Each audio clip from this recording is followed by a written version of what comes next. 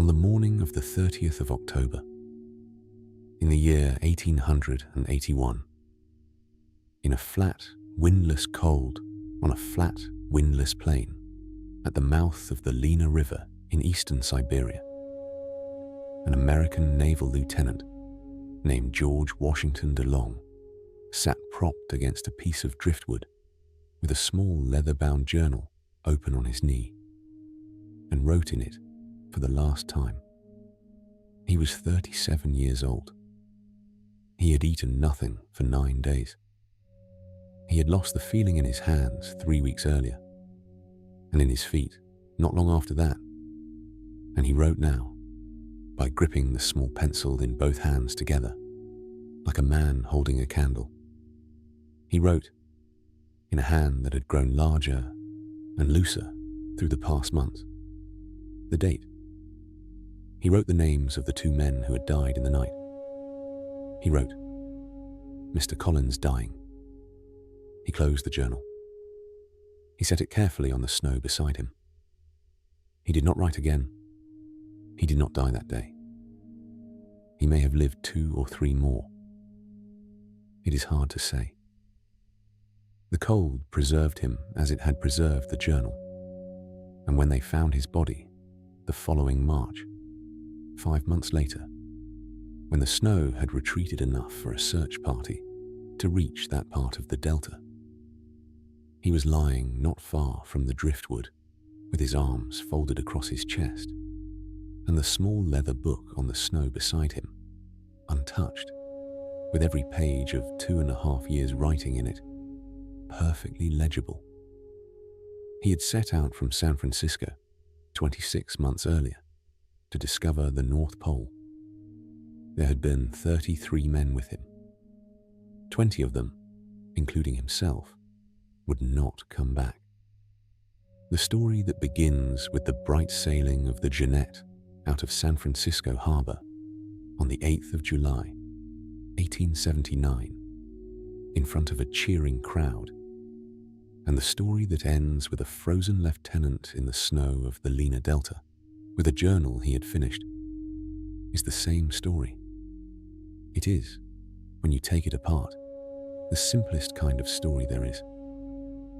A man went where the cold did not want him. The cold, in its own time, did with him what the cold does. He had been put up to it by a newspaper.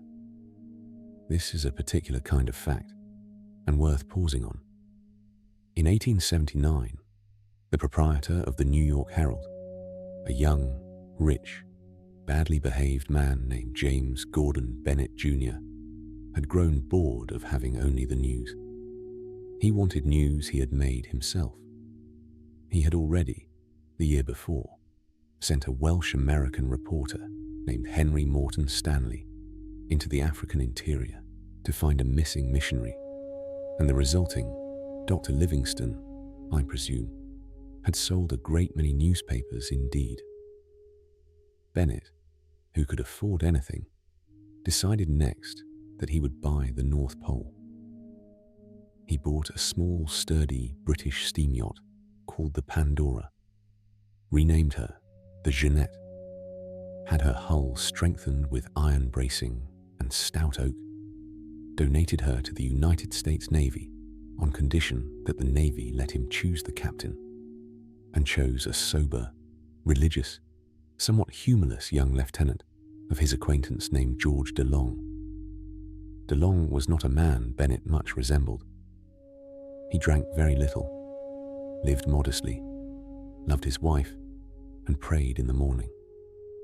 He had been to the Arctic once before, in 1873, as an officer on a rescue mission for an earlier expedition, and the cold had not let go of him afterward. He believed on the available science of his time that there was a warm, open polar sea behind the ice, a kind of inner Arctic ocean, ice-free, that could be reached if one only got through the outer pack ice. The theory was wrong. He did not know this. He could not have. The men of his century who knew the Arctic believed it. The theory had its scientific advocates. The rest of the polar exploration of the next 40 years would be required to disprove it. De Long, when he sailed from San Francisco that summer, believed he was sailing toward an open sea. He took the Jeannette up through the Bering Strait that July with 32 other men. He was provisioned for 3 years. He had the best magnetic instruments his navy could give him. He had a young naturalist, a doctor, 3 lieutenants, a chief engineer named Melville, who would matter very much, 2 indigenous Alaskan hunters he had hired in St. Michael, and the rest sailors. He passed the last Inuit village he would ever see in late August. On the 6th of September of 1879, the Jeannette, steaming north against the white edge of a thickening floe, was caught between 2 great fields of pack ice that closed quietly on her quarters in a kind of slow handshake. She did not break. She had been built not to break. The 2 great fields of ice did not let her go. By morning, she was held perfectly motionless in the white 200 miles north of the Siberian coast, and the breeze had dropped to nothing. And the men stood on her decks in the early light, looking at the white that had taken them. And at first they did not understand what had happened. By the next day, they did. She would drift with the ice for 21 months. That number is worth repeating. It is the number that puts everything else in the story into its proper proportion. 21 months. 640 days. Through the autumn and the winter and the spring and the summer and the autumn and the winter and the spring and the summer and the autumn again, with the ship motionless or moving at the pace of a slow walk inside an ice field that drifted in the long currents of the polar gyre, north and northwest at first, into uncharted water no chart had ever shown. And the men inside her, all 33 of them, going through the days the way men go through days, eating their stores, working their watches, hunting the white bears that came near, reading aloud to each other in the evenings, getting up dramatic theatricals at Christmas in fur costumes the doctor designed.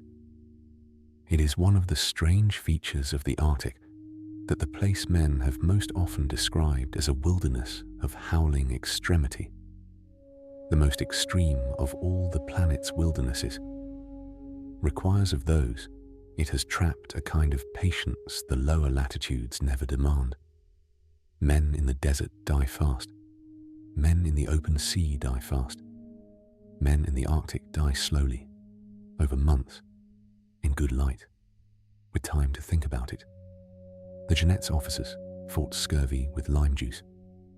They fought boredom with chess. And with a small newspaper, they printed by hand for an audience of 32. They fought the cold with coal that was running out. And then, when the coal ran out, with the timbers of the ship herself, they lit their lamps with seal oil they rendered in the galley. They mapped, through the long winter, 3 small uncharted islands they had drifted past. De Long named them for Henrietta, for the Jeannette herself, and for the boss who had paid for everything. And they observed magnetic variation, and they ate their bread and their salt beef. And the ice took them slowly north and west, and the ship did not break. The ship, in fact, did very well. It was the men who began, very slowly, to come apart. They were not coming apart in the lurid way of bad polar fiction. They were coming apart in the quiet way that men come apart who have not seen the sun in months, and who know that home is at this moment several thousand miles south of them, in a direction they cannot travel. The young naturalist developed strange fixations on the symmetry of the ice. One sailor stopped speaking for 3 weeks. The doctor's hands shook in the mornings. DeLong, who was a man of fixed disciplines, made every man keep up the formal observances of Navy life. Morning prayers. Ship's bell rung at the watch. Uniforms repaired and worn at the daily inspections. The small habits of order against a place that did not contain the idea of order at all. He understood, though he never put it in those words in his journal, that the order was the point. The order was the only thing they could carry that the cold could not take. It did not, in the end, save the ship. On the night of the 11th of June, 1881, after 21 months and 5 days, the pressure of 2 opposing ice fields shifted in some small, invisible way around the Jeannette's reinforced hull and crushed her. The men felt the deck go beneath them. At 3 in the morning, they had time enough. DeLong had been preparing for this for months, to get the boats off, the stores off, the sledges and the chronometers and the dogs off, onto the floe before she went under. By dawn, the Jeannette was gone. They were left, 33 of them, on the white plain, with 3 small open boats and a few sledges and the supplies they had managed to lift in the last hours before she went, and an open polar ocean, somewhere south of them, that they could not see. DeLong looked at his compasses. He looked at the sky. He looked at his men, who were looking at him. He said, in the tone of a man reading out an order from a piece of paper, "Gentlemen, we will walk to Siberia." What he meant was that they would haul the boats across the ice on sledges, for as far as the ice extended, and that when they came at last to open water, they would put the boats into it, and that they would sail south through that open water toward the mouth of the Lena River on the Siberian coast, where there were said to be Yakut villages, and that they would find one of those villages, and that the village would feed them, and that they would then somehow get word back to the world. This was, considered as a sentence, a reasonable enough plan, considered as an actual undertaking on the ice after 21 months of confinement, in the bodies of men who had been on short rations for the last 6 of those months, with 3 small boats not designed for an ocean and 1,000 pounds of supplies on each sledge. It was the kind of plan men make when they have run out of other plans. The men knew this. DeLong knew this. They put their boots into the snow, and they began. The march took 90 days. 90. The ice did not go in the direction they walked. It drifted, in the polar current, in another direction. The men found, after the first week, that they were walking for 15 miles a day and gaining 4. The dogs gave out and were eaten. The sledge runners broke and were repaired with iron from the boat's fittings. The men's feet began to come apart, slowly, inside their boots, in the way feet do that have been wet for months, in temperatures below freezing. They walked. They walked. They came at last, at the beginning of September, to the open sea. They got the 3 boats off the floe and into the water. The water was the cold, black water of the East Siberian Sea, and a wind came up from the north as they got under way, and they steered south together by the small compasses they had left, and for 2 days they sailed together in a loose triangle. On the second night, the 12th of September, a gale came down on them from the north, the kind of polar gale the men of the Jeannette had read about in the polar literature, but had never personally seen, and the 3 boats, in 20 minutes, were no longer together. When the dawn came up on the 13th of September, on the open water of the East Siberian Sea, Each of the 3 boats was alone, on the empty horizon, with the other 2 gone. The first boat was an open whaleboat under Lieutenant Charles Chipp. There were 8 men in it. They were never seen again. No trace of them, no oar, no shred of canvas, no body, no fragment has ever been recovered anywhere by anyone in the 144 years since. They simply did not exist anymore after that night. The Arctic, in its own way, had a use for them and took them. The second boat was a longer cutter under the chief engineer, George Melville. Melville was the kind of man, rare in any expedition, who is given a wholly impossible task and discharges it.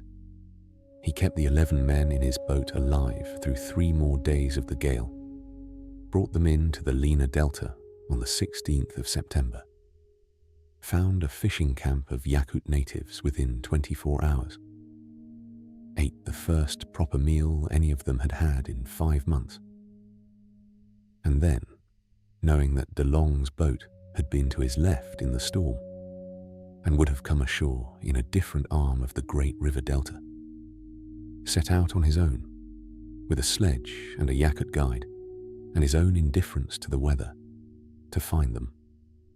He would in time find them. He would be too late.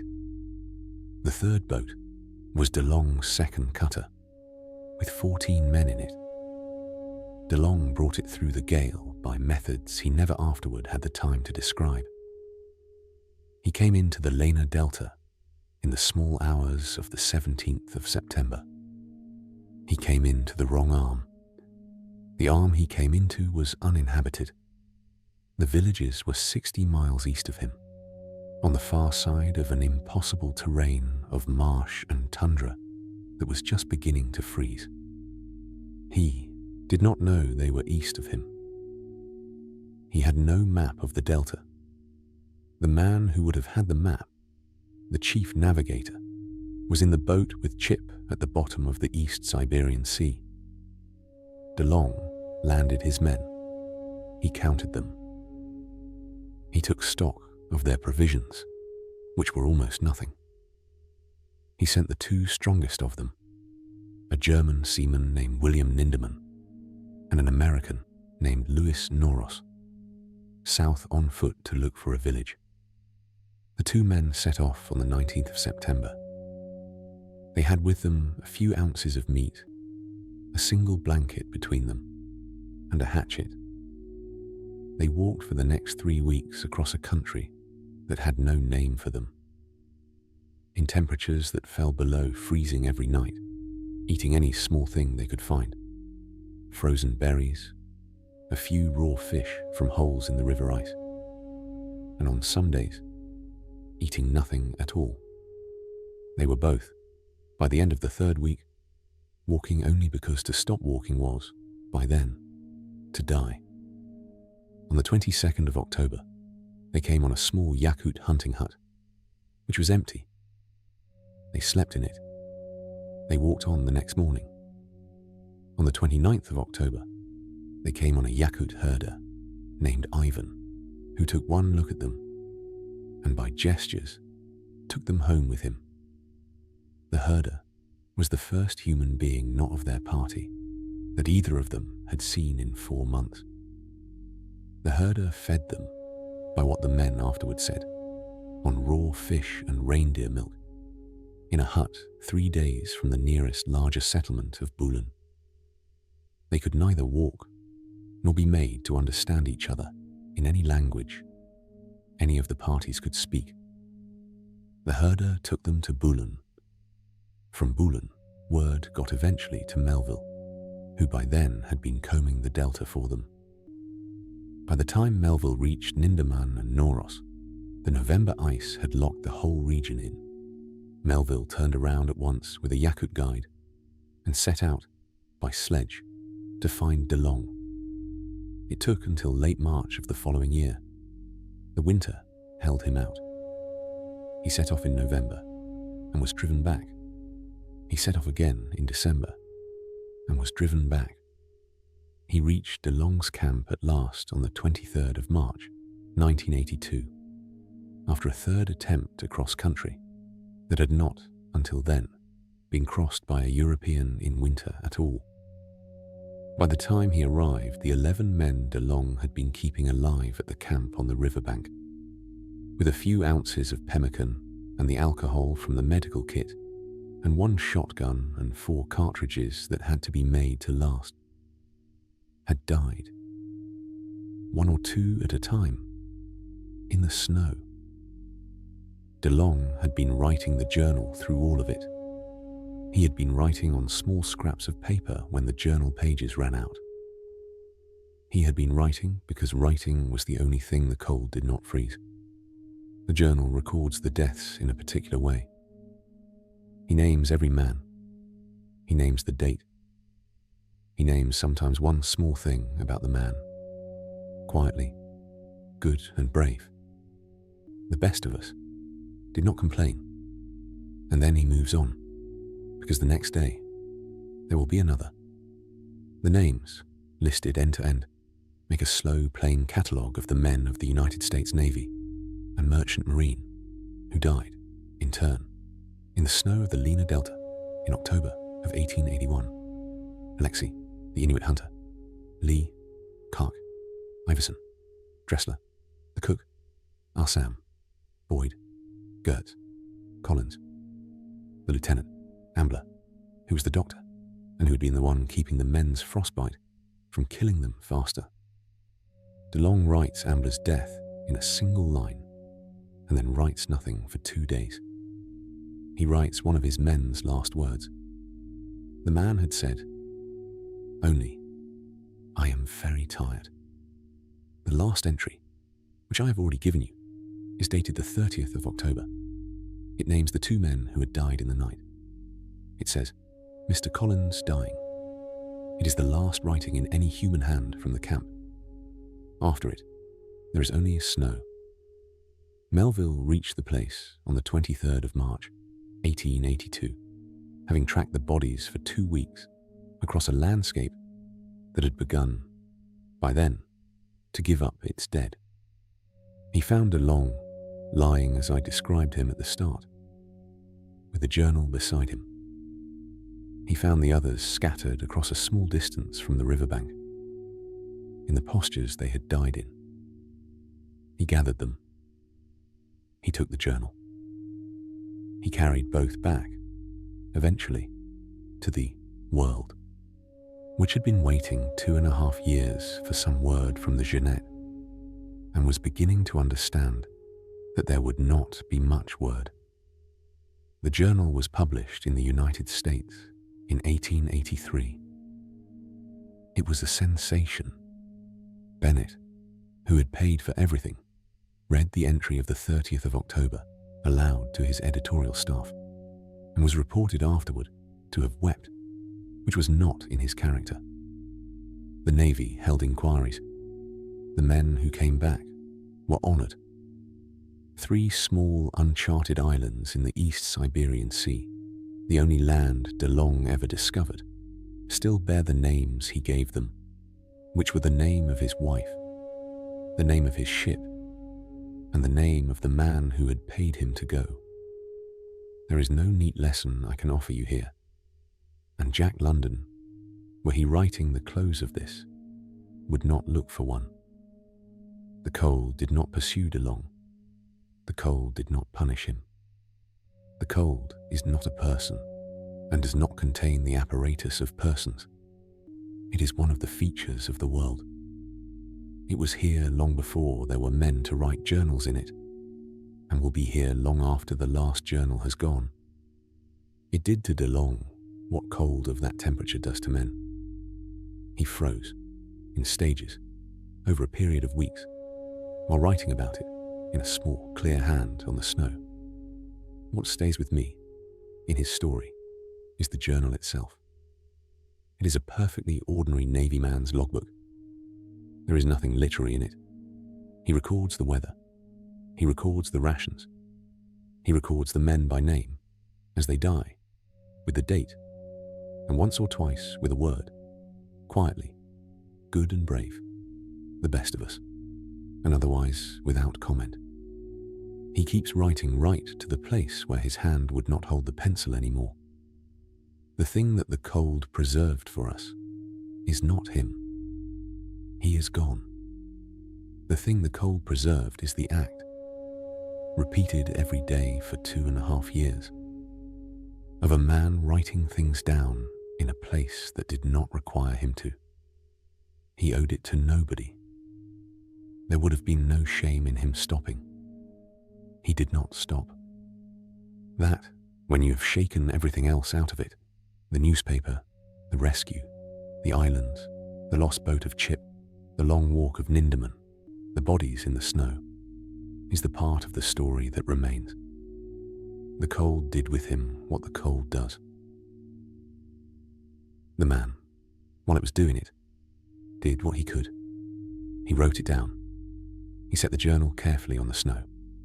The Arctic, with its enormous patience, preserved the writing for those of us who would, in time, come along and read it.